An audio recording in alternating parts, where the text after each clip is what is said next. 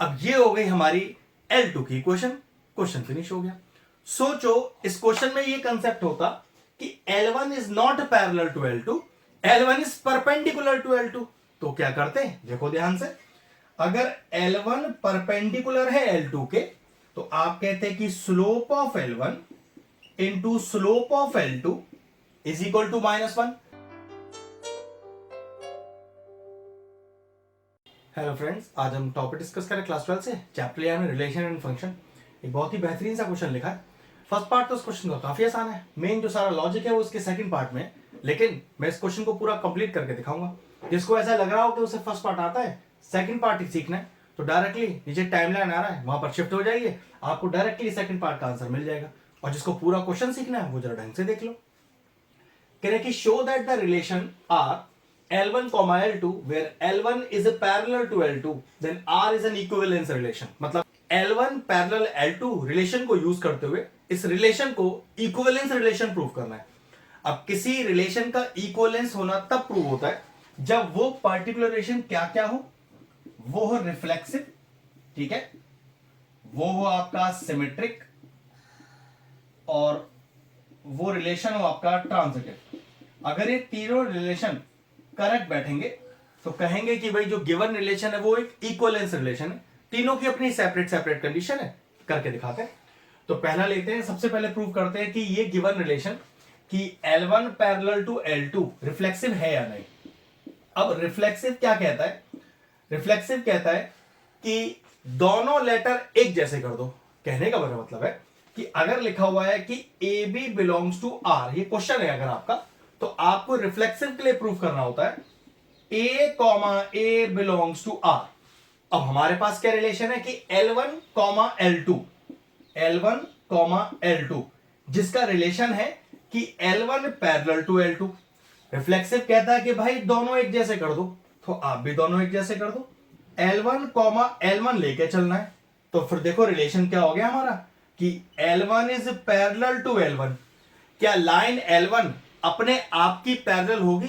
तो जवाब है बिल्कुल होगी। A line is always parallel to itself. तो लिख देंगे अ लाइन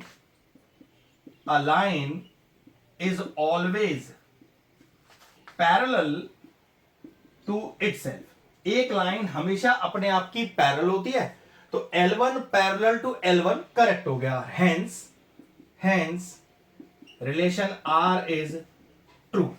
तो रिफ्लेक्सिव के लिए पहला रिलेशन प्रूव हो गया। अब चलते हैं सिमेट्रिक वाले पार्ट पर। अब सिमेट्रिक क्या कहता है, मैं बताता हूं उसका आपको कंसेप्ट। सिमेट्रिक कहता है कि अगर कोई रिलेशन ए बी है जो बिलोंग करता है आर को, तो सिमेट्रिक कहता है कि इसका रिवर्स भी बिलोंग करना चाहिए आर को। तो बात बन जाएगी। हमारे पास क्या है, L1 L2 belongs to R, ये कंडीशन यस है, इसकी आपको कोई प्रॉब्लम नहीं है, मतलब ये कंडीशन ऑलरेडी यस गिवन होती है। अब L1 comma L2 belongs to R imply करती है कि L1 पैरेलल है L2 के। ये बात प्रूव नहीं करनी, ये ऑलरेडी गिवन है, हमें तो ये प्रूव करना है क्या इसका रिवर्स यस हो सकता है। तो गारंटी है कि अगर एक लाइन L1 L2 के पैरेलल है तो पक्की बात ये L2 भी L1 के हमेशा पैरेलल ही होगी। तो लिखेंगे कि then L2 will always be parallel to L1। ध्यान रखिएगा, अगर लाइन L1 लाइन L2 के पैरेलल है तो हमेशा लाइन L2 L1 के पैरेलल ही होगी। इससे हमें यह पता चला the given relation R is true for symmetric. ये भी प्रूव हो गया। अब चलते हैं इसके तीसरी कंडीशन पर, जो है ट्रांजिटिव।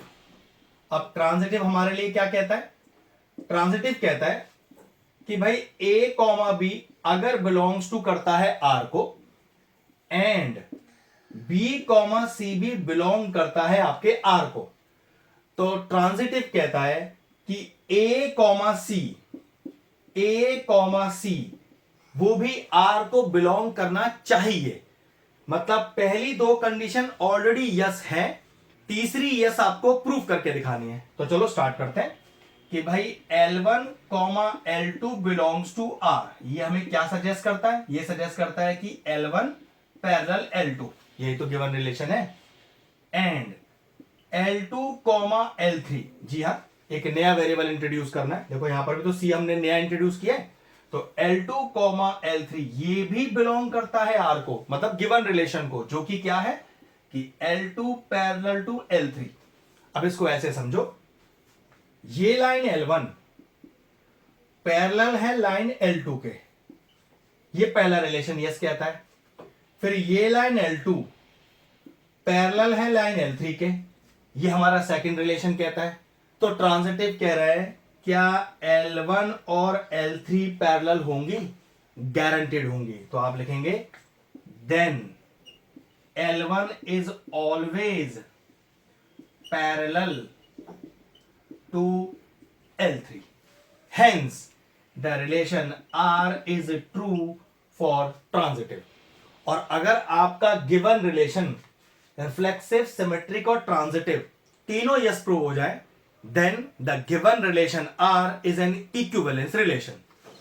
पहला पार्ट हमारा प्रूव हो गया। मेन अब आते हैं अपने सेकंड पार्ट पर। इसका सेकंड पार्ट ही सबसे इंटरेस्टिंग पार्ट है। देखो क्या कहता है, L1 पैरेलल L2 के है ना, फिर क्या कह रहा है कि L1 and y is equal to x minus 4, then find the value of L2। मतलब आपको एक इक्वेशन दिए और उस इक्वेशन को इस रिलेशन के साथ यूज करें कि L1 पैरेलल L2, हमें L2 की इक्वेशन चाहिए। मतलब L1 लाइन की इक्वेशन दी है, आपको L2 लाइन की इक्वेशन निकालनी है। एक्चुअली में ये कंसेप्ट है क्वेश्चन का। तो देखो नियम ध्यान से, अगर दो लाइन आपस में पैरेलल हो तो क्या उनका स्लोप भी आपस में बराबर होता है? तो लिख सकते हैं slope of L1 will be equal to slope of L2। भाई ये हमने क्लास 11 के स्ट्रेट लाइन चैप्टर में सीखा था कि if two lines are parallel then their slopes are equal. अब क्योंकि लाइन L1 हमें गिवन है तो उसका स्लोप क्या है? तो चेक करो ये जो इक्वेशन है वो कौन सी फॉर्म है, y is equal to mx plus c, ये है स्लोप इंटरसेप्ट फॉर्म। ठीक है, पता होना चाहिए, नहीं पता है तो बेटा एक बार ढंग से देख लो। जहां पर अगर मैं चेक करूं तो यहां x का कोफिशिएंट कितना है 1 और यहां x का कोफिशिएंट कितना है m, तो मुझे अपनी लाइन जो L1 है उसका स्लोप मिल गया, लेकिन मुझे पता है कि दोनों लाइनों का स्लोप तो बराबर है। तो चेक करो, पहले L2 की एक जर्नल फॉर्म लिख के दिखाते हैं। तो कैसे लिखेंगे, इक्वेशन ऑफ L2 बिल्कुल इसी फॉर्म में लिखेगा, y is equal to mx plus k लिख लीजिए, c लिख लीजिए, फर्क नहीं पड़ता है। तो मेरे L2 की इक्वेशन ये है, जिसमें मैं क्या जानता हूं कि मेरी लाइन L2 का स्लोप L1 के स्लोप के बराबर होगा। L1 का स्लोप 1 है तो पक्की बात है मेरे L2 का स्लोप भी 1 है। तो जो L2 लाइन की इक्वेशन में m लिखा है उसमें m की जगह क्या लिख दूं, मैं लिख दूं 1। तो y is equal to 1x या x प्लस k, आ गया आंसर। अब क्वेश्चन आता है सर ये k का वैल्यू क्या होगा? तो देखो हियर आपको लिखना है here k belongs to any real value, तो बस आंसर आ गया y is equal to x plus k where k belongs to any real value. अब ये हो गई हमारी L2 की इक्वेशन, क्वेश्चन फिनिश हो गया। सोचो इस क्वेश्चन में ये कंसेप्ट होता कि L1 is not parallel to L2, L1 is perpendicular to L2, तो क्या करते हैं देखो ध्यान से, अगर L1 परपेंडिकुलर है L2 के तो आप कहते हैं कि slope of L1 into slope of L2 is equal to -1।